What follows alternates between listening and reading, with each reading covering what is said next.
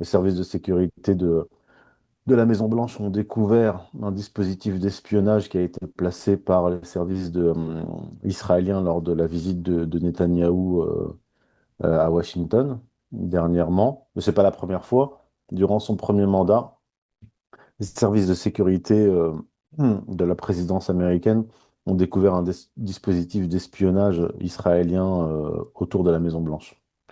Voilà, donc ce n'est pas la première fois. Voilà. Et donc, ça a été rapporté par Max Blumenthal de Grayzone. Il a un contact à la Maison-Blanche disant il rapporte ce contact à la Maison-Blanche que Donald Trump serait terrifié par Netanyahou et craindrait pour sa vie, notamment après avoir découvert le dispositif d'espionnage sous des véhicules d'urgence en plus. Donc voilà, À voilà propos un de peu où on en est. l'influenceur conservateur américain Charlie Kirk a été abattu d'une balle dans le cou lors d'un rassemblement dans une université de l'Utah. De nombreux commentateurs pointent du doigt le fait qu'il commençait à questionner le poids de l'influence du lobby pro-israélien aux États-Unis. Qu'est-ce que tu peux nous dire à ce propos? Bah, moi, je peux pas dire autre chose que ce que disent les proches de Charlie Kirk et ce que disent les commentateurs américains du mouvement MAGA sur le sujet. Alors, ils ne disent pas que ce sont les Israéliens qui l'ont tué, mais ils disent qu'il y a comment dire, D'abord, ils disent, d'abord, ils nous disent que Charlie Kirk, en privé, disait qu'il craignait que les Israéliens ne le tuent. Ça, ce sont des proches de Charlie Kirk qui le disent, dont Candace Owens, voilà, qui était très proche de lui. Donc, c'est un ami de Candace Owens de longue date. Donc, c'est ce qu'elle affirme. Premièrement. Deuxièmement, le premier homme politique à avoir réagi à sa mort est Benjamin Netanyahou. Je ne sais pas pourquoi. Quel est le rapport entre Benjamin Netanyahou et Charlie Kirk? Alors que lui, au même moment, il bombardait le Qatar. Euh, Charlie Kirk a effectivement changé de discours vis-à-vis d'Israël. Il a parlé de l'épuration ethnique, du génocide à Gaza.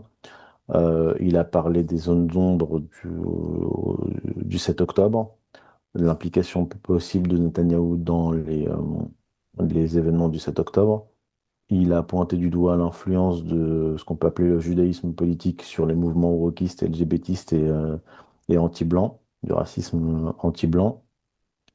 Ses proches rapportent qu'il a été menacé et subi des pressions graves de donateurs juifs du mouvement auquel il appartient, qu'il a monté.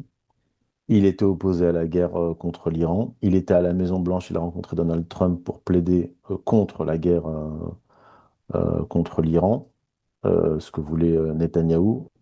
Bon, Charles Kirk avait donc, avant sa mort, deux ennemis. Le mouvement wokiste LGBTiste et le mouvement sioniste et Israël. Voilà.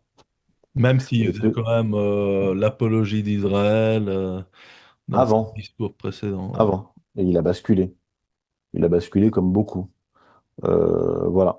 Donc, et il n'y a rien de pire pour les Israéliens, pas que pour les Israéliens, que quelqu'un qui est considéré comme un traître, c'est-à-dire quelqu'un qui vient de chez vous, qui plaide pour votre cause et qui du jour au lendemain se retourne contre vous. Et je C'est crois, beaucoup plus dangereux en fait, c'est beaucoup plus dangereux qu'un pro-palestinien historique. Oui. ouais. Et je crois que Maintenant, Netanyahou, dans une toute récente interview, a avoué qu'il avait invité Charlie Kirk en Israël, hein, peut-être pour le... oui. Et qu'il a Et, refusé. et qu'il avait refusé. Donc Oui.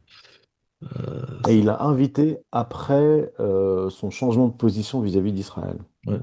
Voilà. Et une amie proche de Charlie Kirk lui a déconseillé d'y aller.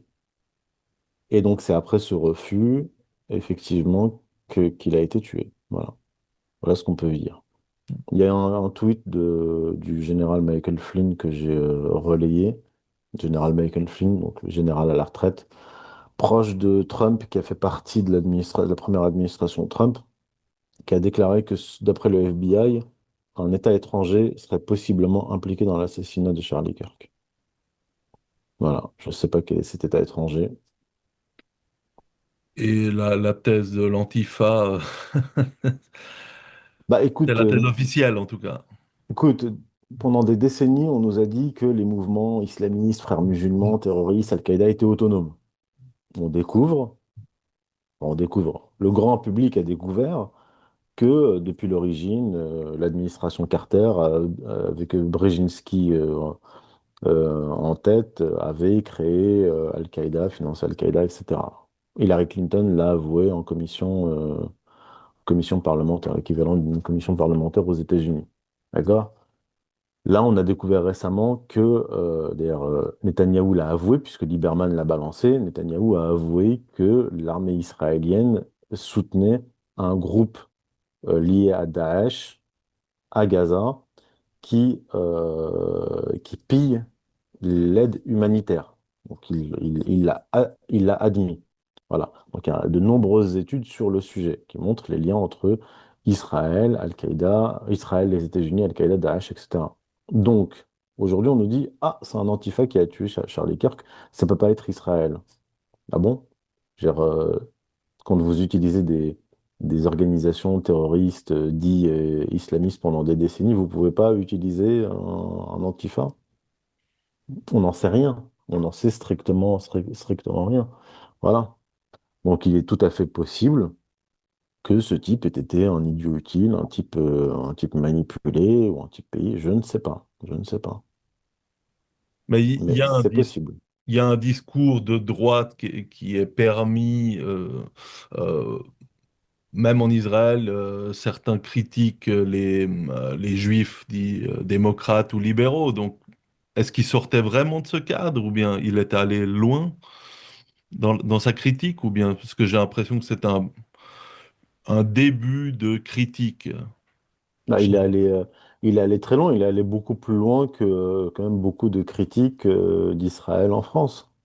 Je veux dire, je veux dire, en fait, il avait un discours qui était même plus dangereux du point de vue israélien qu'un discours de pro-palestiniens et les fistes en France, puisque il allait au-delà de la critique de l'épuration ethnique à Gaza. Il disait que ce sont des donateurs juifs, des organisations juives, l'ADL, l'Anti-Defamation League, qui finançaient et qui soutenaient les mouvements LGBTistes, wokistes et racistes anti-blancs.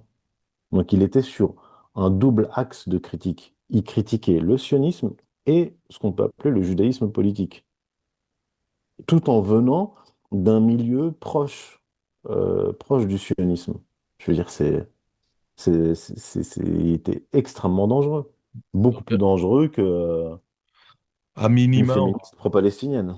à C'est minima, évident. on peut se demander à qui profite le crime, hein, ça c'est sûr. Oui, voilà. Voilà. D'ailleurs, une journaliste de Fox News a posé la question à Netanyahou, hein. Ah ouais, elle lui a dit, bon, elle a dit, je ne cautionne pas ça, mais Mais elle a posé la question. Israël, ouais, elle a posé la question. Et puis On lui, voit bien que, on voit bien que c'était pas dans le script de Netanyahou, hein. On lui, voit bien ouais, il avait l'air il un était peu, très surpris. il a Voilà. dit Donc après, ah, mais vous savez, au Moyen Âge, on accusait les Juifs oui, d'empoisonner les voilà. puits. Bah, Mm. en tout cas, ce qu'on sait, c'est qu'ils empoisonnaient les puits des Palestiniens, et ça, c'est documenté. Oui, c'est documenté là. Donc, Documenté par la Croix-Rouge notamment.